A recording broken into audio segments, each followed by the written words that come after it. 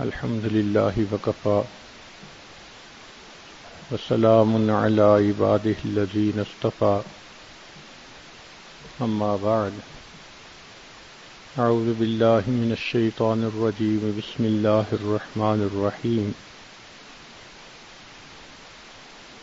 وجاءت إحداهما تمشي على استحياء سبحان ربك رب العزة عما يصفون وسلام على المرسلين والحمد لله رب العالمين اللهم صل على سيدنا محمد وعلى آل سيدنا محمد وبارك وسلم۔ مکارم اخلاق میں سے آج کا عنوان ہے حیا۔ ترمذی شریف کی روایت ہے کہ 4 باتیں سنن المرسلین میں سے ہیں، یعنی دنیا میں جتنے انبیاء بھی آئے سب میں کامن تھی، ہر نبی کے اندر وہ صفت موجود تھی۔ تو ان 4 میں سے ایک صفت وہ حیا ہے۔ جتنے انبیاء آئے انہوں نے حیا کی تعلیم دی، وہ خود بھی با حیا تھے اور انہوں نے اپنی امت کو حیا والی زندگی گزارنے کی تعلیم دی۔ انس رضی اللہ عنہ فرماتے ہیں کہ نبی اسلام نے ارشاد فرمایا ان لأہل کل دین خلق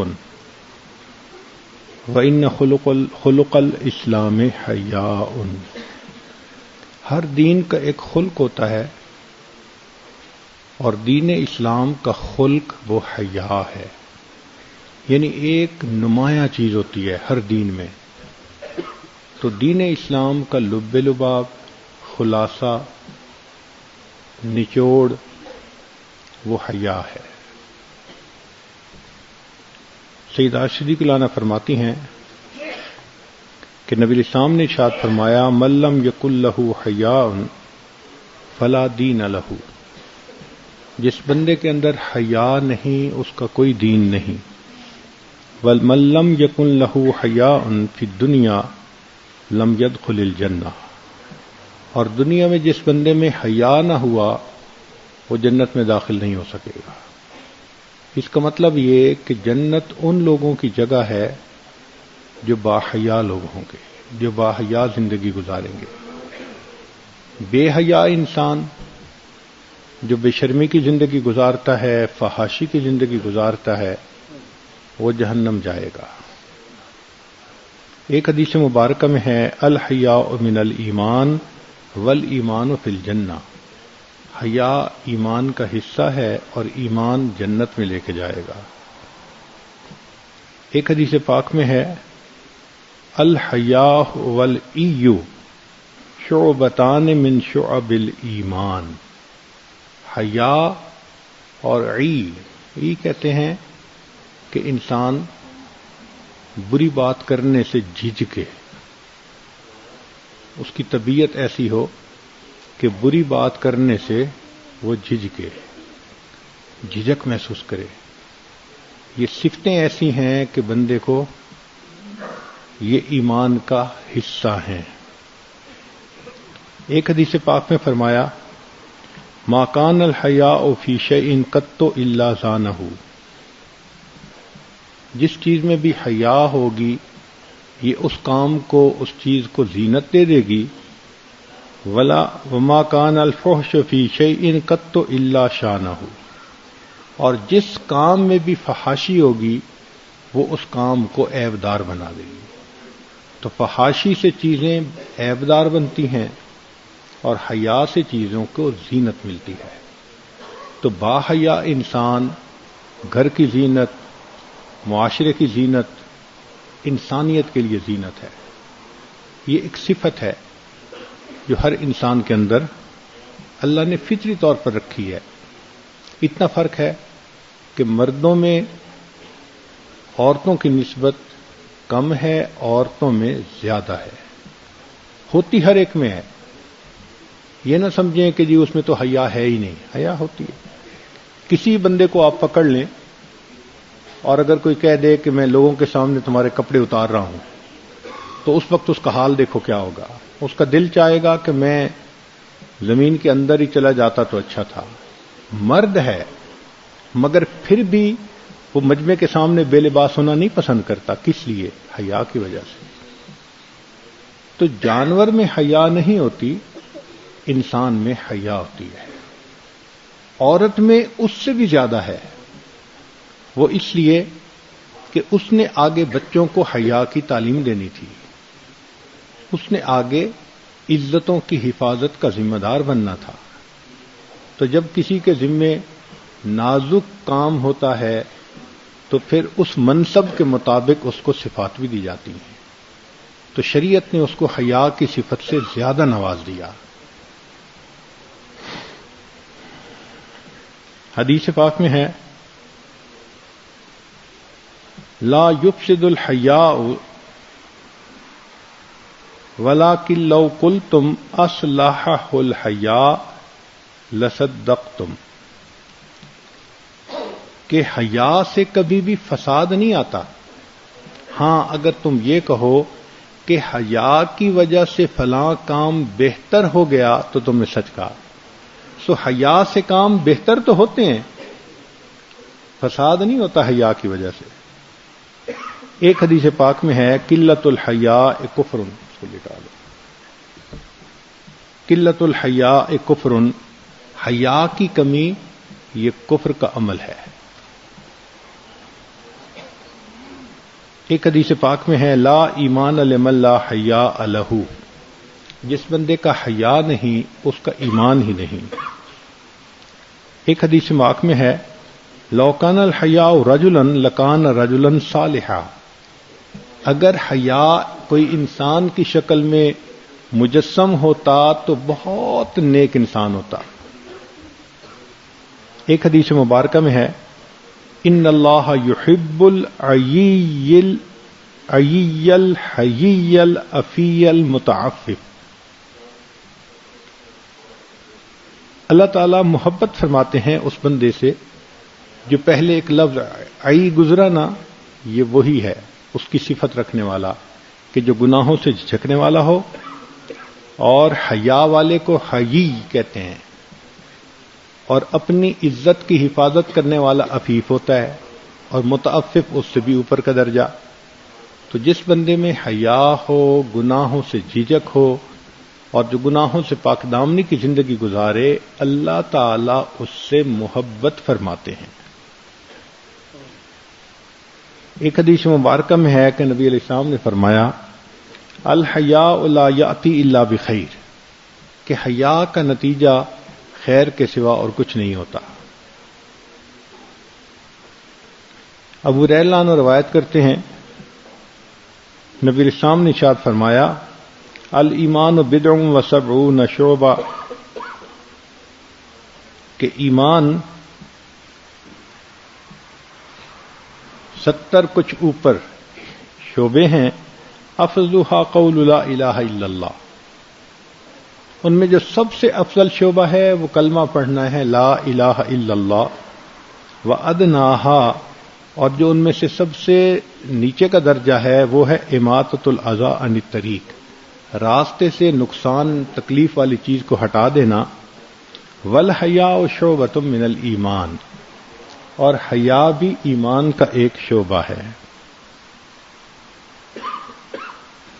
ایک حدیث پاک میں ہے ان مما ادرک الناس من کلام النبوۃ الاولی اذا لم تستحی تحیی فاصنع ما شئت، کہ پہلے انبیاء کے کلام تعلیمات میں سے جو بات ہم تک پہنچی اس میں سے ایک یہ ہے کہ اگر حیا تم سے دور ہو جائے تو فاصنع ما شئت، پھر جو چاہے کرتے پھرو. بھئی جب حیا نہ رہی تو پردہ کیا رہا پیچھے.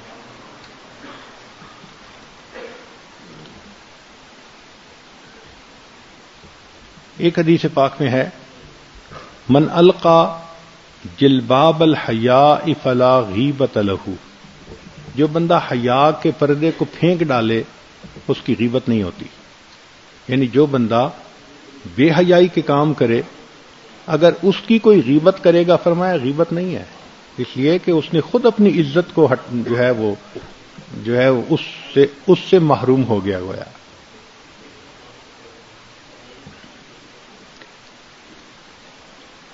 نبی السلام نے فرمایا ارجو للمنافق ما دام یستحی، کہ منافق پر بھی مجھے امید ہے کہ وہ ایمان لے آئے گا جب تک اس کے اندر حیا موجود ہے. یعنی حیا اگر بندے کے اندر ہوگی تو وہ منافق بھی ہوگا نا، تو امید کرنی چاہیے کہ وہ ایمان پہ آ جائے گا. اور اگر حیا ہی نہیں پھر اسے توقع ہی نہیں ہے.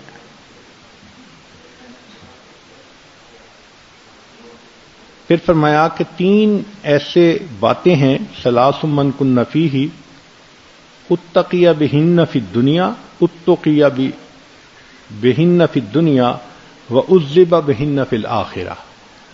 3 باتیں ایسی ہیں جس بندے میں ہوں لوگ اس سے دور دور رہتے ہیں، اور آخرت میں یہ چیزیں اس کو جہنم میں لے کے جائیں گی. الفحش والبذاء وقلۃ الحیاء، فحاشی اور بذاء، پرومیزیس، وہ بھی اسی قسم کی بے حیائی اور فحاشی کے کام کرنے والا، اور قلت الحیاء. تو نبی علیہ الصلوۃ والسلام نے اس بات کی تعلیم دی کہ مومن با حیا ہوتا ہے. اس کے 2 مختلف انداز ہیں. ایک انداز ہے اللہ کے بندوں سے حیا، وہ بھی بہت اچھا ہے کہ انسان ایک دوسرے کے ساتھ حیا رکھیں. بھئی یہ حیا ہی ہے نا جو رشتے ناطے استوار کرتا ہے. حیا نہ رہے تو پھر بیوی میں اور بیٹی میں، بہن میں کیا فرق رہ جاتا ہے؟ اس لیے جن ملکوں میں حیا کی تعلیم دی ہی نہیں جاتی وہاں پر یہ فرق ہی نہیں آپس میں ہوتا کوئی. وہ حیران ہوتے ہیں کہ یہ کیا باتیں کرتے ہیں. یہ حیا ہی ہے جو انسان کو انسانیت سکھاتی ہے. چنانچہ نبی علیہ السلام نے فرمایا کہ مشترکہ حمام میں ننگا داخل ہونا منع ہے. مشترکہ حمام سے مراد کہ پہلے وقتوں میں ایسی جگہ بنی ہوتی تھیں جہاں لوگ نہاتے تھے، تو وہاں پر کوئی بندہ بھی ننگے اعضاء کے ساتھ نہ جائے. آج کے دور میں جیسے سوئمنگ پول ہوتے ہیں وہ مشترکہ حمام ہے، تو وہاں ننگے نہیں نہانا چاہیے. مرد کے لیے ناف سے لے کے یہ جو گھٹنوں تک کا حصہ ہے یہ ستر غلیظہ کہلاتا ہے. اس کا چھپانا ہر حال میں لازم ہے، بھلے کوئی گیم ہو، کھیل ہو. اس کا دیکھنا اور دکھانا دونوں حرام ہیں. الناظر والمنظور، جو دیکھے گا اور دکھائے گا وہ دونوں ملعون ہوں گے، ان پر اللہ کی لعنت ہوگی.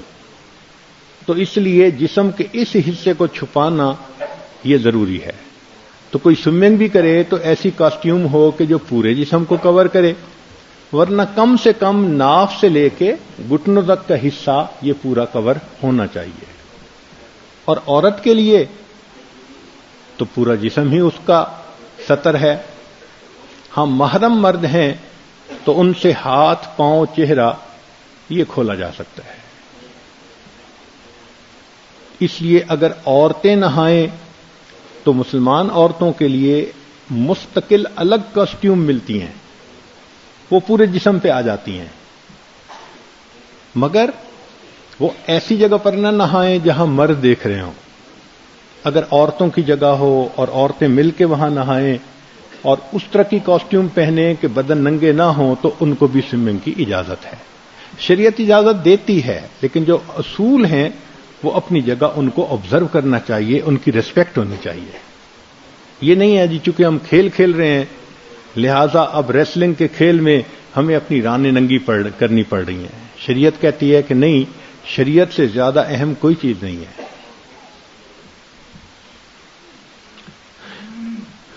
اس لیے حضرت اللہ عنہ کی روایت ہے کہ بے پردہ دیکھنے اور دکھانے والے دونوں کے اوپر اللہ کی لعنت ہوتی ہے.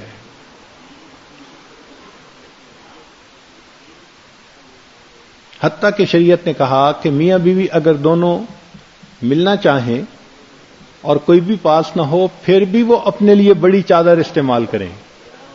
کیوں؟ کہ اگر وہ حیا کے ساتھ ملیں گے ان کی اولاد میں حیا ٹرانسفر ہو جائے گی.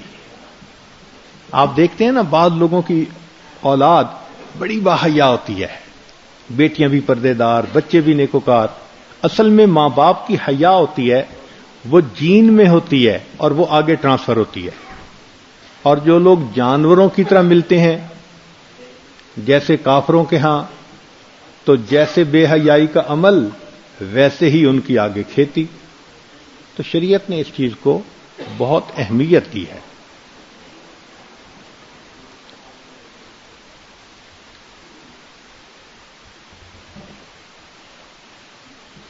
حضرت عثمان غنی رضی اللہ تعالیٰ عنہ فرماتے ہیں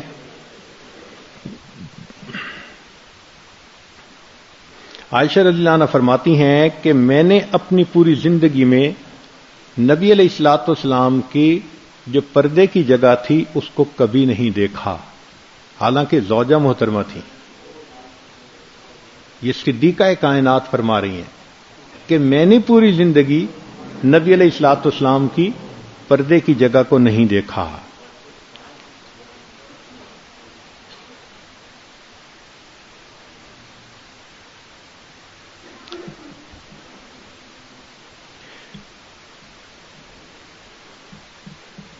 عثمان ملعون رضی اللہ تعالیٰ عنہ نبی الاسلام کے پاس آئے اور آ کر سوال پوچھا، اے اللہ کے حبیب صلی اللہ علیہ وسلم، کیا بیوی کو ستر دیکھ دکھا سکتے ہیں؟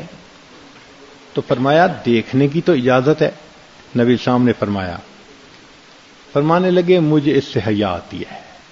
یعنی صحابہ میں کتنی حیا تھی کہ اگر صرف دیکھنے کی بھی شریعت نے اجازت دے دی تو فرمایا کہ مجھے اس سے بھی حیا آتی ہے. ابو موسیٰ اشعری رضی اللہ تعالیٰ عنہ نے چند لوگوں کو نہاتے دیکھا، ان کا سطر پورا نہیں ڈھپا ہوا تھا، کچھ ڈھپا ہوا تھا.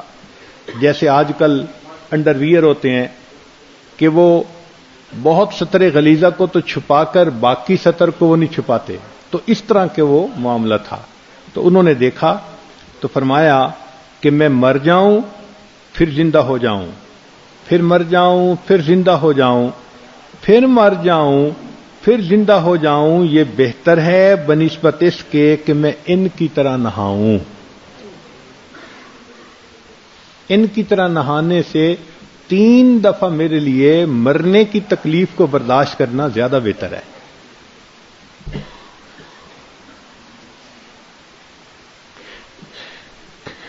قتادہ رضی اللہ تعالی عنہ تاریک کمرے میں غسل فرماتے تھے.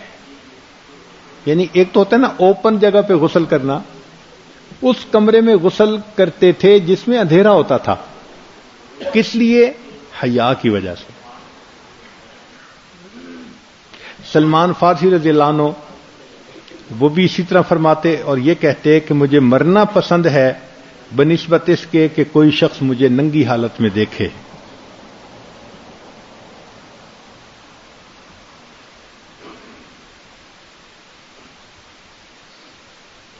ایک ہے اللہ رب العزت سے حیا کرنا، چونکہ اللہ تعالیٰ بھی ہمیں دیکھتے ہیں. ہمیں صرف مخلوق نہیں دیکھتی، مخلوق کا پروردگار بھی دیکھتا ہے. ان اللہ کان علیکم رقیبا.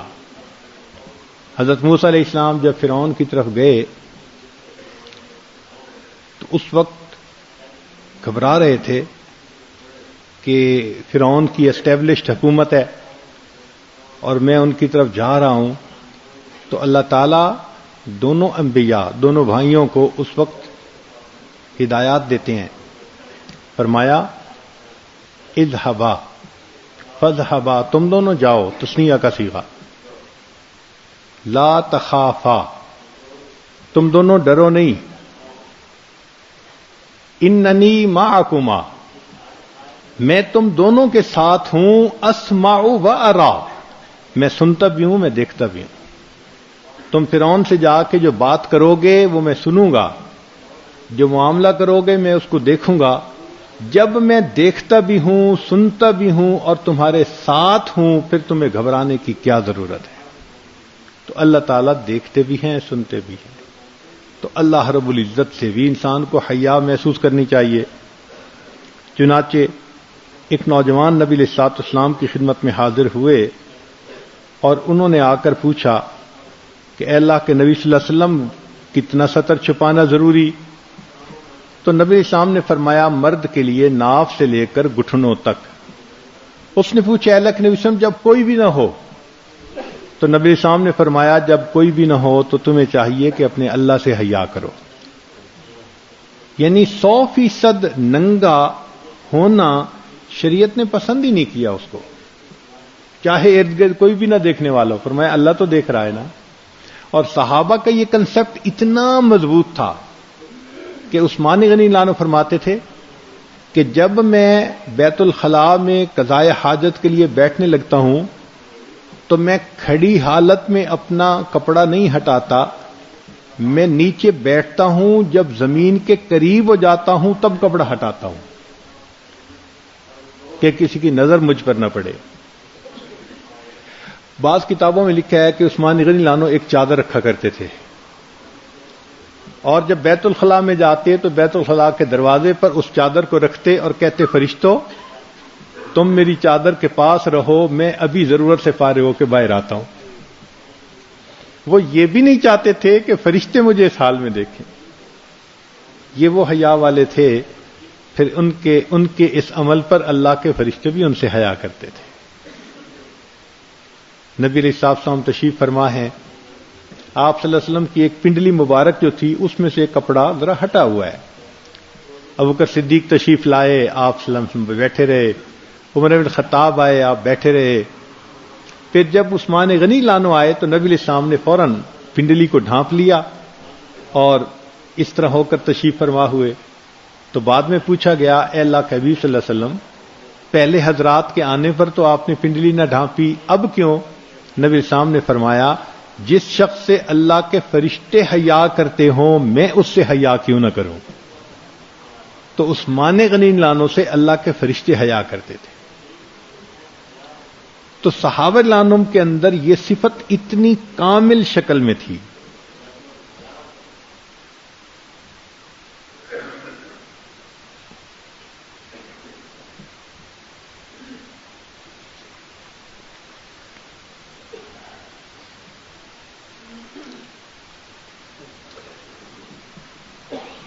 اشجع عبد القیس جب نبی علیہ السلام کی خدمت میں حاضر ہوئے تو نبی علیہ السلام نے فرمایا کہ تمہارے اندر دو خوبیاں ہیں جو اللہ اور اس کے رسول صلی اللہ علیہ وسلم کو پسند ہیں، ایک حیا اور ایک بردباری۔ تو بردباری اور حیا یہ دونوں صفتیں اللہ تعالی کو بہت پسند ہیں۔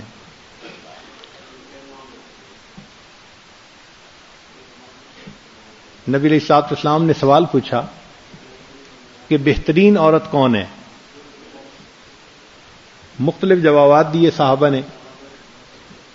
حضرت علی عنہ فرماتے ہیں کہ میں اٹھ کے گیا اور میں نے کہا کہ میں اس کا جواب نبی علیہ السلام کی صاحبزادی سے کیوں نہ پوچھوں۔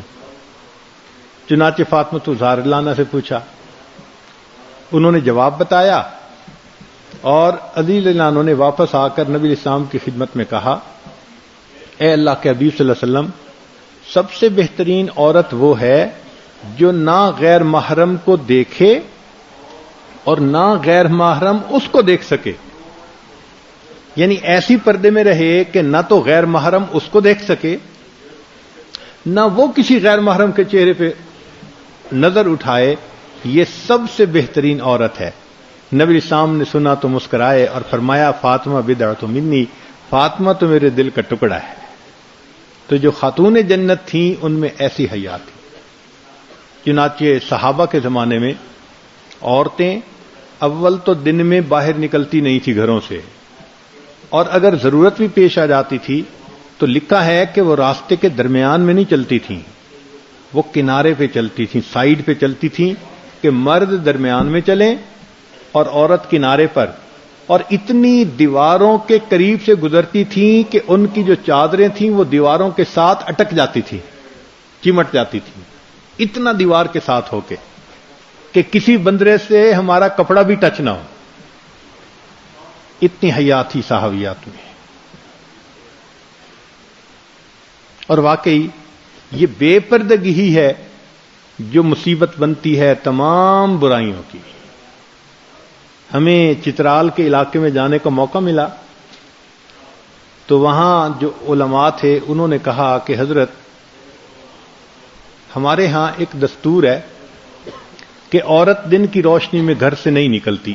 ایک نارم بن گیا ہے، یہاں کا زندگی کا ایک دستور بن گیا ہے. چنانچہ شاپنگ مرد کرتے ہیں اور گھروں میں بیویوں کو لے جا کے دے دیتے ہیں. عورتوں نے اگر اپنے رشتہ داروں میں کسی کام کے لیے آنا جانا ہو تو وہ مغرب کے بعد نکلتی ہیں، اندھیرے میں، دن میں نہیں نکلتی.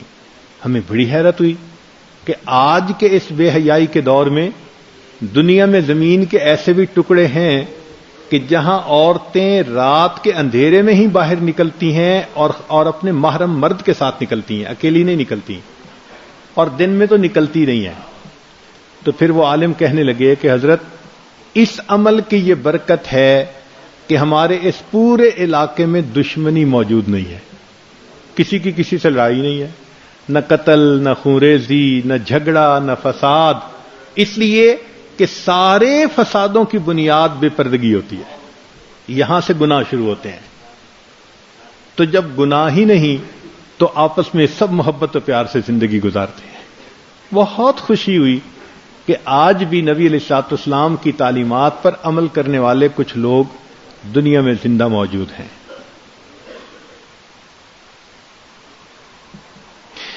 سیدہ فاطمہ الزہرا رضی اللہ تعالی عنہا نے ایک مرتبہ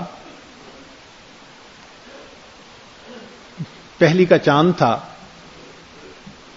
تو نہ دیکھا، حالانکہ پہلی کے چاند کو دیکھنا نبی علیہ السلام کی مبارک سنت ہے اور چاند دیکھ کر پڑھنا چاہیے اللہم احلہ علینا بالیمن والایمان والسلامۃ والاسلام ربی وربک اللہ، یہ دعا پڑھنی سنت ہے. لیکن حضرت علی عنہ نے پوچھا آ کر، فاطمہ تم نے چاند دیکھا؟ جیسے رمضان کا چاند یا عید کا چاند، کہ فاطمہ تم نے چاند دیکھا؟ تو فرمان لگی میں نے نہیں دیکھا. ان کا کیوں نہیں دیکھا؟ پہلی کا چاند تھا.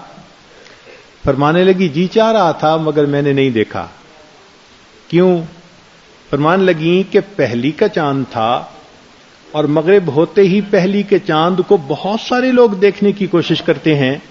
میرے دل میں یہ خیال آیا کہ بہت سارے غیر مرد اس وقت چاند کو دیکھ رہے ہوں گے، میری نظر غیر محرم کی نظر کے ساتھ چاند پر بھی اکٹھی نہ ہو کہ ہم سائملٹینیس ایک چیز کو دیکھ رہے ہیں. میں نے اس کو بھی پسند نہیں کیا.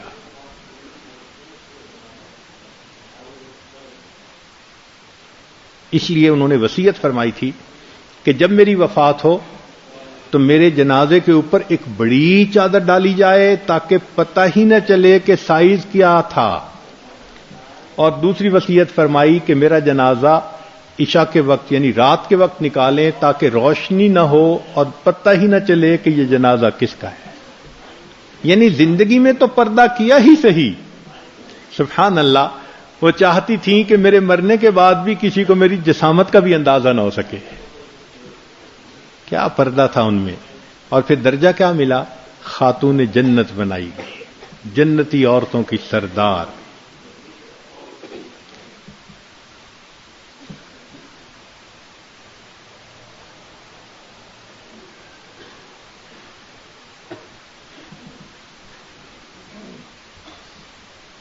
حضرت عمر رضی اللہ عنہ فرماتے ہیں من قل حیاؤہ قل ورعہ ومن قل ورعہ مات قلبہ، کہ جس بندے کے اندر حیا کم ہو گئی، قلیل ہو گئی، اس کے اندر تقوی ورع کم ہو گئی، اور جس میں احتیاط کم ہو گئی اس کا دل مردہ ہو گیا.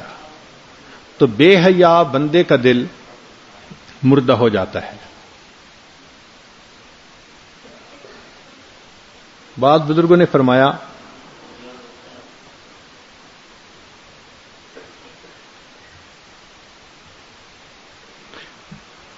لو ان المسلم لم یصب من اخیہ الا ان حیاؤہ منہ یمنعہ من المعاصی، اگر بندے میں اور کوئی صفت نہ ہو، حیا والی صفت ہو، یہ حیا والی صفت ہی اس بندے کو گناہوں سے روک دے گی.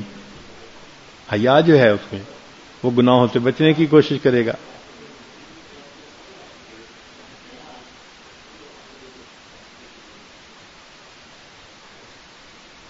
قیل یہ بھی کہا گیا کہ قلت الحیاء من موت القلب، حیا کی کمی دل کی موت ہوتی ہے.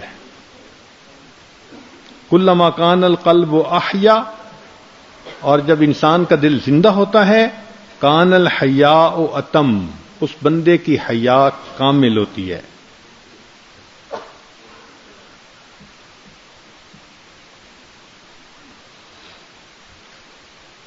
ایک حیا ہے اللہ رب العزت سے حیا، وہ کیا ہے کہ اللہ کی نعمتوں پہ غور کرے اور پھر اپنی فرما برداری کو دیکھے کہ کھاتے اس کا دیا ہے اور پھر اس کی فرما برداری بھی نہیں کر پاتے، تو یہ بھی حیا ہے. محسن کے احسانات کو سامنے رکھ کر اس کی فرما برداری کرنا، اس کو حیا کہتے ہیں. اور جو بندہ محسن کے احسانات کا لحاظ ہی نہ کرے اس کو بے حیا کہتے ہیں.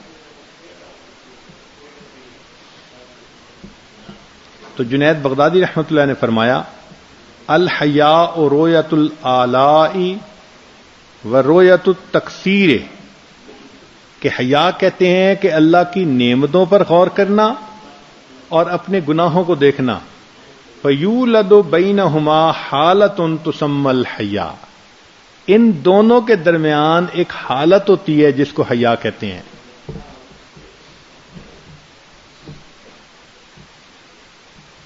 ذنون مشری رحمۃ اللہ علیہ فرماتے ہیں الحیاء وجود الہیبۃ فی القلب مع وحشت ما سبق منک الی ربک، کہ حیا کہتے ہیں اللہ کی دل میں ہیبت ہونا اور جو ماضی میں تم گناہ کر چکے ہو اس پر اللہ سے گھبراہٹ کا ہونا کہ میرا مالک کیا کہے گا کہ میں نے اپنے مالک کی نعمتیں تو کھائیں مگر میں نے اس کی نافرمانی کتنی کی.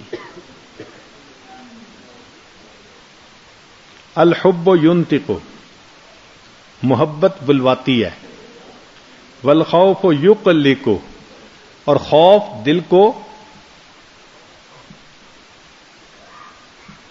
کپ کپا دیتا ہے. والحیاء یسکت، اور حیا جو ہے وہ بندے کو چپ کر دیتی ہے. تو با حیا بندہ اکثر دیکھیں گے کہ خاموش طبع ہوگا.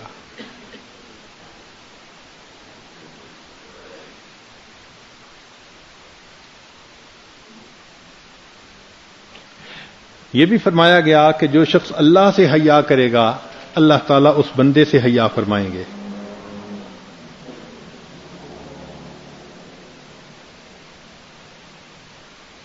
وہب بن منبر رحمۃ اللہ علیہ فرماتے ہیں الحیاء عریان، ایمان ننگا ہوتا ہے.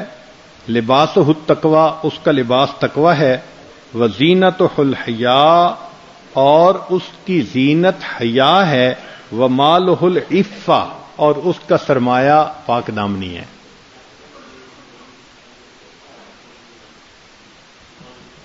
حسن بصری رحمۃ اللہ فرماتے ہیں الحیاء والکرم خصلتان، حیا اور کریمی یہ دو ایسی صفتیں ہیں من خصال الخیر، اچھی صفات میں سے.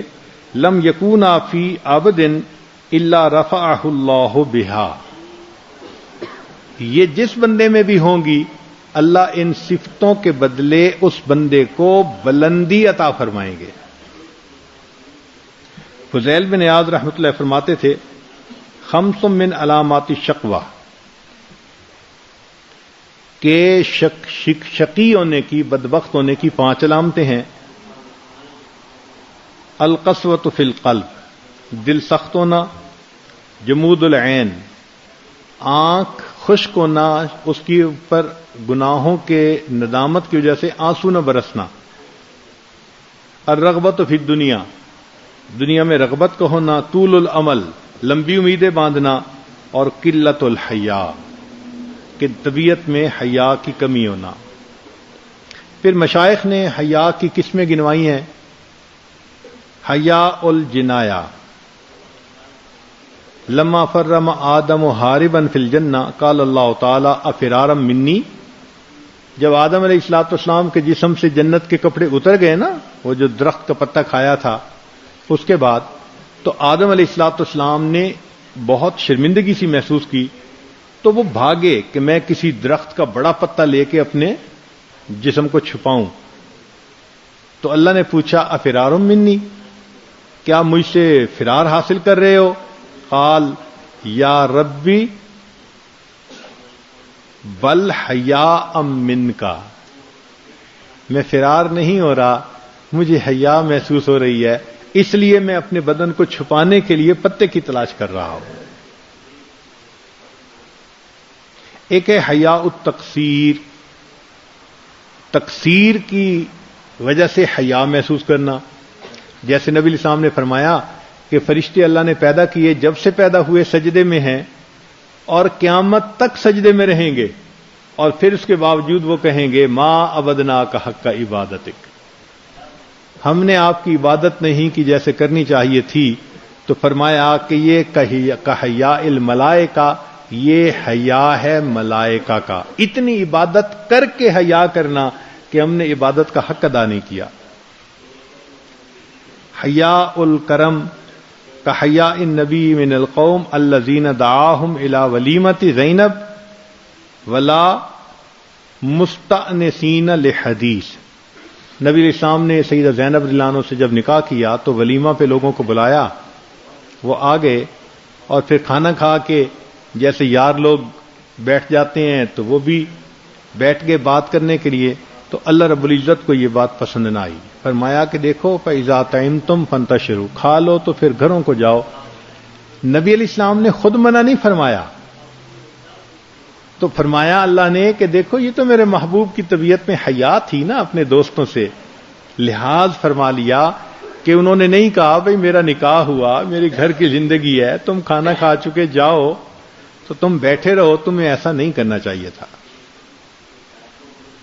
حیاء الحشمہ، حشمہ، یہ حضرت علی عنہ کا حیا تھا کہ انہوں نے اپنے اور سیدہ فاطمہ الزہرا عنہا کے درمیان کے جو تعلقات ہیں میاں بیوی کے، کوئی مسئلہ پوچھنا تھا تو انہوں نے مقداد عنہ کو کہہ کر بھیجا کہ آپ جا کے مسئلہ پوچھیں، خود ان کو وہ مسئلہ پوچھتے ہوئے اللہ کے محبوب سے حیا محسوس ہوئی۔ حیاء الاستسقار، یہ کیا ہے کہ اللہ تعالیٰ نے موسیٰ علیہ السلام سے فرمایا کہ سلنی، مجھ سے مانگو، حتی الملح، نمک بھی مجھ سے مانگو۔ حیاء محبہ، یعنی حیاء المحب من محبوبہ۔ حیاء العبودیہ، اللہ اکبر، قیامت کے دن بندے کو حیا محسوس ہوگی کہ اللہ کے سامنے میرے نام اعمال کو کھولا جائے۔ حیاء الشرف، جیسے یوسف علیہ السلام کو اللہ نے حیا عطا فرمائی تھی۔ حیاء المرء من نفسہ، بندے کو اپنے آپ سے حیا محسوس ہو۔ چنانچہ نبی علیہ السلام کی حیا کی کیفیت سنیے، عائشہ صدیقہ عنہا فرماتی ہیں انہ کان اشد حیاء من العذراء فی خدرہا، کہ عرب کی کنواری لڑکیاں اپنے پردے میں جتنا حیا کرتی تھیں، اللہ کے محبوب اس سے بھی زیادہ حیادار نظر آتے تھے۔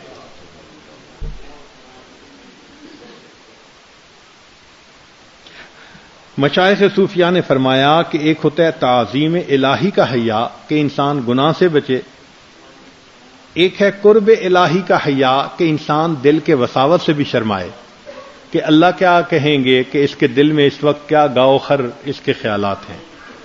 اور تیسرا ہے مشاہدہ الہی کا حیا، یہ مشاہدہ الہی کا حیا، یہ کیا تھا؟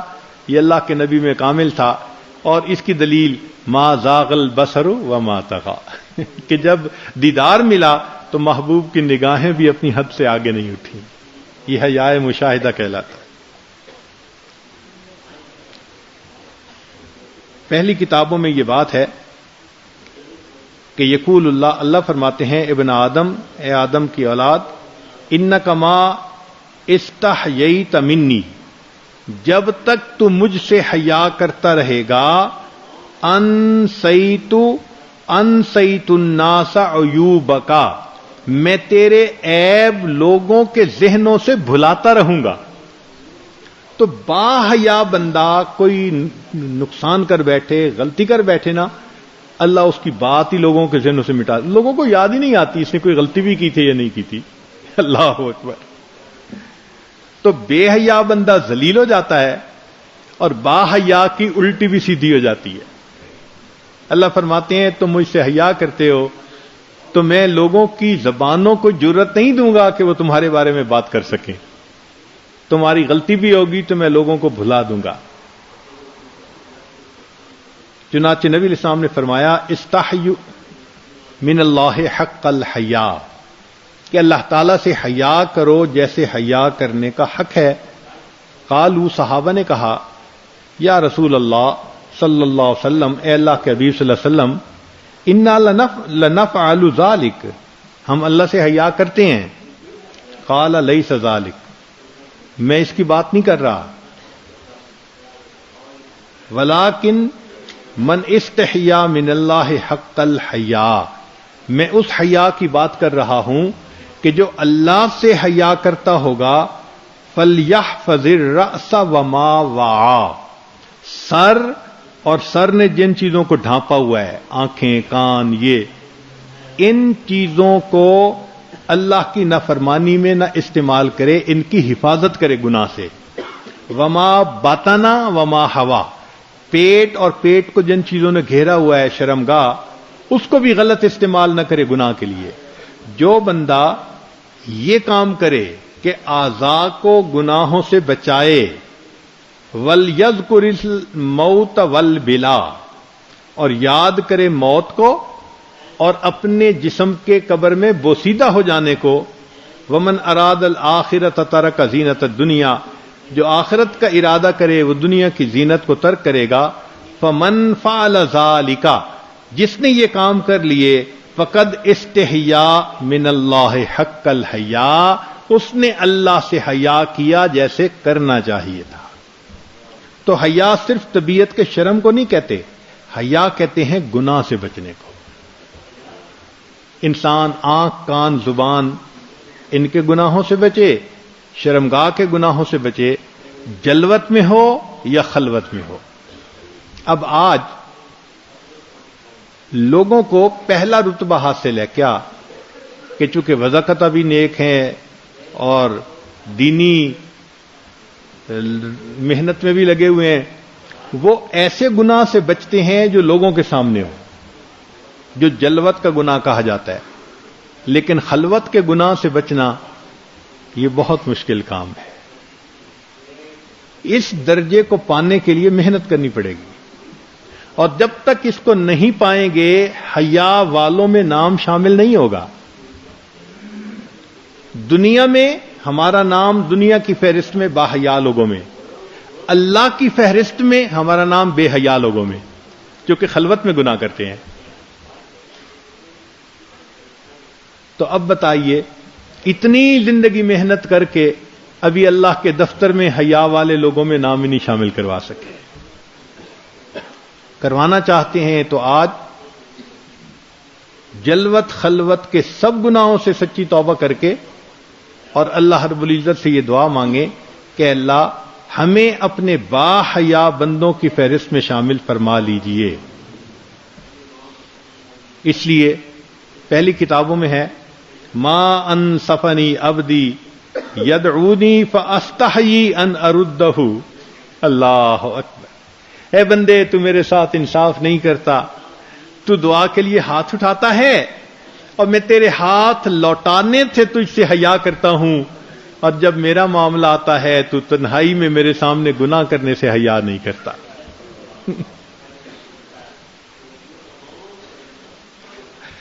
اللہ بندے سے حیا کرتے ہیں کہ میں اس کے ہاتھ کیسے خالی لوٹاؤں. بندہ اپنے رب سے حیا نہیں کرتا.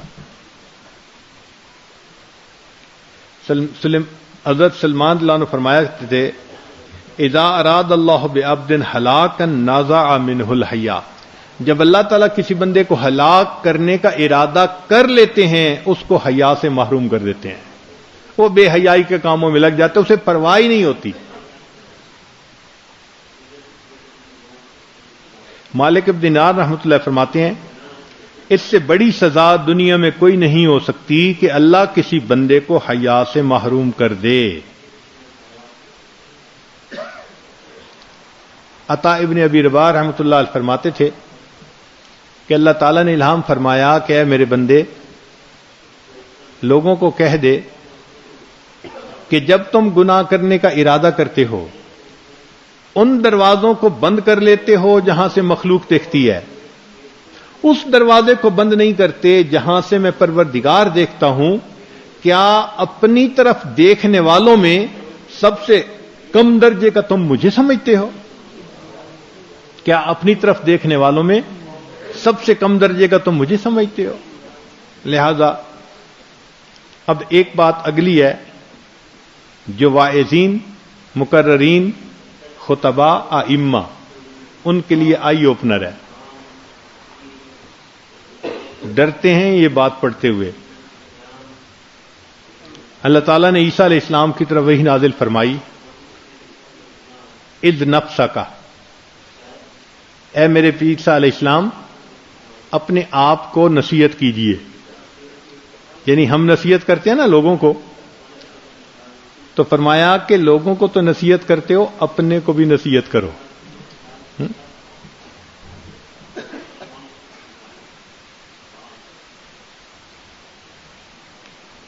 قرآن مجید میں بھی اللہ فرماتے ہیں کہ تم اتأمرون الناس بالبر وتنسون انفسکم وانتم تتلون الکتاب افلا تعقلون. تمہارے اندر عقل کی رتی نہیں ہے، لوگوں کو نیکی کا حکم کرتے ہو اور اپنے آپ کو بھول جاتے ہو. تو کیا کہنے والے نے خود نیکی نہیں کرنی ہوتی؟ تو یہ بات واعظین کے لیے، مقررین کے لیے آئی اوپنر ہے. کیا فرمایا سنیے ذرا. اذ نفسک، اپنے آپ کو نصیحت کیجئے. فإن اتعظت، اپنے آپ کو نصیحت کیجئے تاکہ آپ نصیحت کو حاصل کر لیں. اور اگر آپ نصیحت حاصل نہ کریں وإلا فاستحیی منی ان تعظ الناس، لوگوں کو نصیحت کرتے ہوئے تو مجھ سے حیا کیوں نہیں کیا کرتے کہ میں اس وقت دیکھ رہا ہوتا ہوں کہ لوگوں کو گناہوں سے بچنے کی ترغیب دے رہے ہوتے ہو اور تم خود سے گناہوں سے بچ نہیں رہے ہوتے. تو اپنے آپ کو نصیحت کرو اور بچو. اگر نہیں بچو گے تو اللہ سے حیا کرو. دنیا نہیں جانتی، حقیقت کو اللہ تو جانتے ہیں نا. تو فرمایا اللہ سے ڈرو، وہ تمہاری حقیقت کو جانتا ہے، اوقات کو جانتا ہے. بعض بزرگ فرماتے تھے کہ جو بندہ درنگا ہو، خلوت میں کچھ جلوت میں کچھ، جب وہ نصیحت کرنے بیٹھتا ہے تو جو اس کے دائیں اور بائیں کے فرشتے ہیں یہ اس کو ندا کرتے ہیں کہ تو لوگوں کو ایسی بات کر رہا ہے، تجھے خود اللہ سے گناہ کرتے ہوئے حیا نہیں آتی، شرم نہیں آتی. لقمان علیہ الصلوۃ والسلام نے بیٹے کو ایک نصیحت کی. فرمایا بیٹے گناہ کا ارادہ کرے تو آسمان کی طرف دیکھ کہ کس محسن کی نافرمانی کر رہا ہے. گناہ کا ارادہ کرے تو کس کی طرف دیکھ؟ آسمان کی طرف دیکھ. گناہ کا ارادہ کرے تو آسمان کی طرف دیکھ. اگر یہ نہیں تو اپنے ارد گرد دیکھ، یعنی لوگوں کا ہی حیا کر لے. اے بیٹے اگر گناہ کا ارادہ کرے تو آسمان کی طرف دیکھ، اور اگر یہ نہیں تو اپنے ارد کی طرف دیکھ لے، اور اگر ارد گرد بھی نہیں دیکھتا تو پھر تجھے انسان میں اور حیوان میں کوئی فرق نہیں ہے. یہ تو حیوان ہوتا ہے نا، اس کو کیا حیا؟ تو جو انسان نہ اللہ کا حیا کرے نہ مخلوق کا حیا کرے، انسان نہیں، حقیقی معنوں میں وہ حیوان ہے۔